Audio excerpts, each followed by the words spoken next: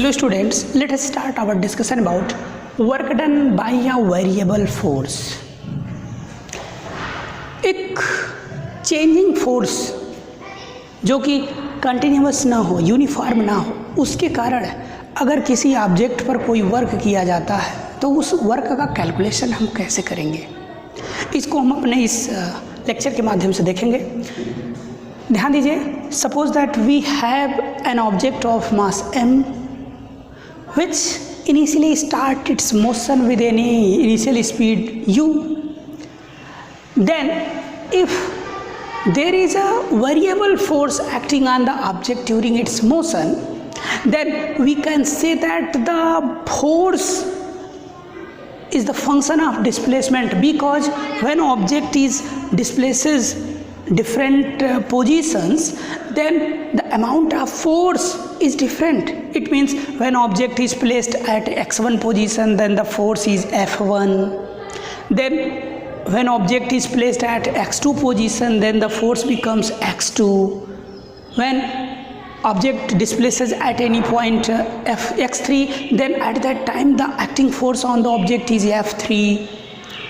इसका मतलब जैसे जैसे ऑब्जेक्ट अपनी पोजीशन को चेंज करता जाता है, ऑब्जेक्ट पर लगने वाला फोर्स भी बदलता जाता है। तो we can say that the force acting on the object is the function of F is the function of x.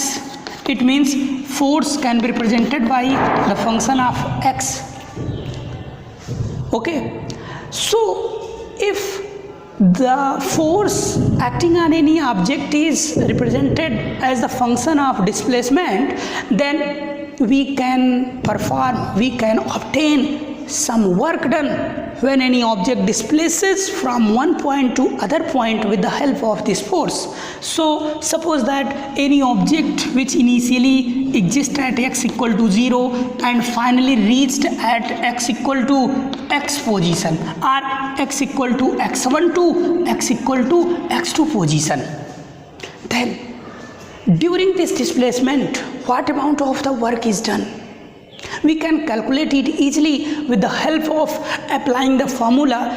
Suppose that if we plot a graph for this, then we can find this is the x-axis, this represents the displacement. Okay, displacement.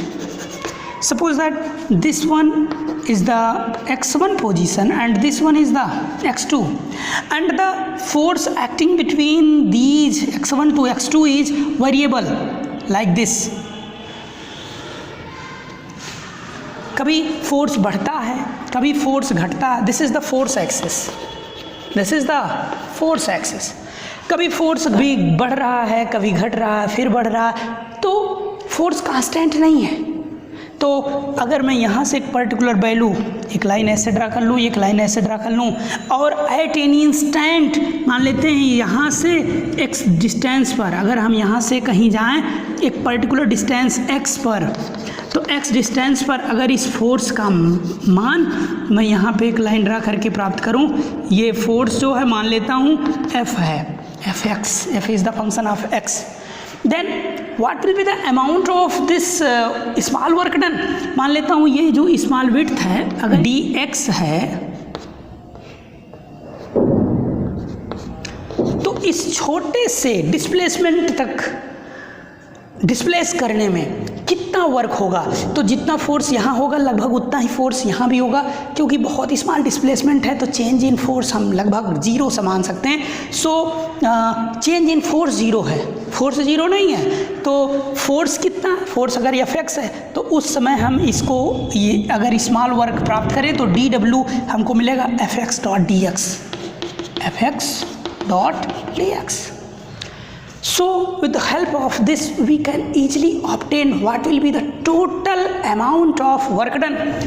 This total amount of work done will be equal to the sum of the total work by displacing the object from x1 to x2. It means integration of dw. This is equal to integration of fx dx from x1 to x2. So this formula provides us the total amount of work done. by displacing any object from one position to other. Okay, तो इस formula के आधार पर एक छोटा सा example लेकर के हम इसको समझते हैं कैसे वर्क करता है और कैसे हम work done by variable force calculate करते हैं। आइए देखते हैं। तो सपोज दैट हमने एक क्वेश्चन लिया, एक ऑब्जेक्ट है जिस पर एक फोर्स कुछ इस प्रकार से वर्क कर रहा है, 3x square plus 2x Newton. ये एक पर्टिकुलर डायरेक्शन में लग रहा है और जिसका मान x के मान के चेंज होने पर बदल रहा है। ठीक, तो अगर x equal to 4 metre to 8 metre तक डिस्प्लेसमेंट मुझे क्रिएट कराना हो तो टोटल अमाउंट ऑफ वर्क कितना होगा, तो इसको हम कैसे कैलकुलेट करेंगे, ध्यान दीजिए। तो W इज इक्वल टू कहाँ से कहाँ तक, 4 से 8 मीटर तक डिस्प्लेसमेंट कराना x एक्सिस में, और ये x का मान है 3x स्क्वायर प्लस 2x और डॉट dx, क्योंकि भी आपने फार्मूला पढ़ा W equal to integration x1 to x2 fx dot dx। So let us integrate it. Integrate करेंगे तो हमको ये मिलेगा, क्योंकि इसमें अगर हम मल्टीप्लाई करें तो 2 टर्म मिल जाएगा, 4 to 8 3x square dot dx plus integration 4 to 8 2x dx। तो यहाँ देख रहे हैं 3 कॉमन है, वो 3 एक कांस्टेंट है, तो इसको हम बाहर निकाल लेंगे। तो ये हो जाएगा 3 integration 4 to 8 x square dx plus यहाँ 2 कांस्टेंट है, इसको भी हम बाहर निकालेंगे। तो ये हो जाएगा x डॉट dx। अगर हम इसको इंटीग्रेट करें तो हमको टोटल वैल्यू मिलेगी W इक्वल टू 3, और अगर इसका इंटीग्रेशन कर दें तो x पावर n dx का इंटीग्रेशन x की पावर n प्लस 1 बटा n प्लस 1, तो x की power 2 plus 1 divided by 2 plus 1 4 to 8, ये आपका लिमिट हो गया, प्लस 2 यहाँ बाहर है, और इसका इंटीग्रेशन करेंगे तो x की पावर 1 है, तो 1 प्लस 1 डिवाइडेड बाई 1 प्लस 1। ठीक, तो ये आपने प्राप्त किया 4 टू 8, इतना जूल टोटल आएगा। अभी बाद में इसको हम लिख लेंगे, कैलकुलेट करते हैं। तो देखिए ये आपका, ये नीचे आ गया 3, तो 3 को आप बाहर निकाल लो, और ये हो गया x power 3 4 to 8 plus 2 into ये बाहर 2 आ गया, और ये हो गया x स्क्वायर 4 टू 8। तो आप देख सकते हैं ये यहाँ से कट गया, यहाँ से कट गया। अब आप x के स्थान पे पहले अपर लिमिट 8 रखिए, उसके बाद नेगेटिव साइन के साथ लोअर लिमिट रखिए, तो हो गया 8 क्यूब माइनस 4 क्यूब प्लस ये भी हो गया, पहले अपर लिमिट रखेंगे 8 स्क्वायर माइनस 4 स्क्वायर।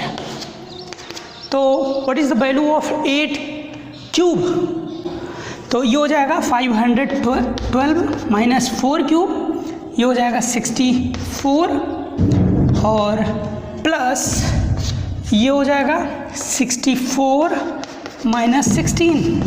तो आप इसको सब्ट्रैक्ट कर लीजिए तो आपको मिल जाएगा, ये हो गया 448 प्लस ये हो गया 48, और ये टोटल हो गया 496 जूल।